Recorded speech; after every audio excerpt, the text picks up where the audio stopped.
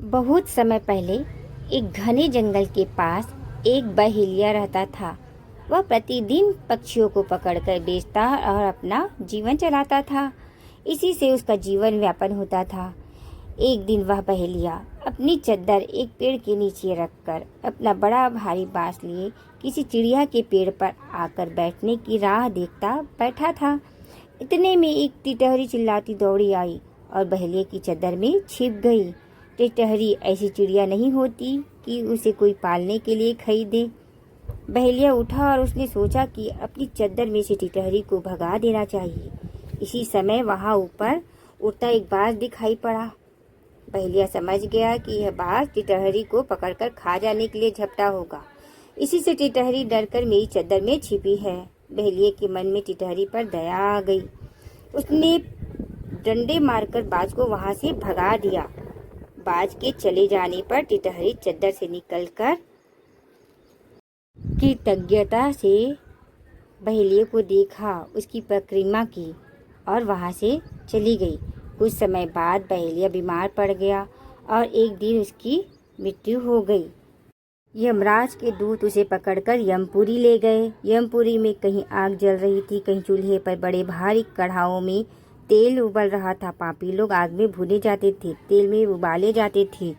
यमराज दूत पापियों को कोड़ों से पीटते थे, कहीं कुल्हाड़ी से काटते थे और भी भयानक कष्ट पापियों को वहां दिया जाता था।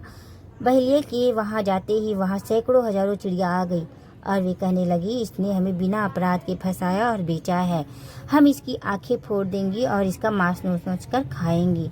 बेचारा बहेलिया डर के मारे थरथर कांपने लगा। उसी समय वहां एक टिटहरी आई। उसने हाथ जोड़कर यमराज से कहा, महाराज, इसने बाज से मेरे प्राण बचाए हैं, इसको आप क्षमा करें।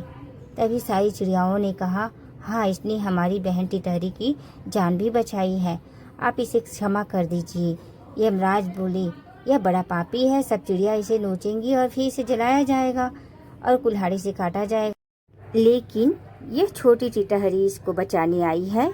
इसने एक बार इस चिड़िया पर दया की है, इसलिए इसको अभी संसार में लौटा दो और इसे 1 वर्ष जीने दो। यमराज के दूत बहेलिया के जीव को लौटा लाए। बहेलिया को यमराज की बात याद थी। उसने चिड़िया पकड़ना छोड़ दिया। अपने भाइयों से भी चिड़िया पकड़ने का काम उसने छुड़ा दिया। वह मजदूरी करने लगा और शाम को वह रोज चिड़ियाओं को थोड़े दाने डालता था। बहुत सी चिड़िया उसके दाने खा जाया करती थी। अब रोज वह भगवान की प्रार्थना करता था और भगवान का नाम जपता था। इसे बहेलिया के सब पाप कट गए। 1 वर्ष बाद जब वह मरा तब उसे लेने देवताओं का विमान आया और वह स्वर्ग चला गया।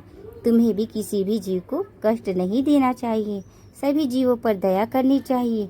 जो जीवों पर दया करता है उस पर भगवान प्रसन्न होते हैं। पर हित सरिस धर्म नहीं भाई, पर पीड़ा सम नहीं अधमाई। जय जय श्रीमन नारायण।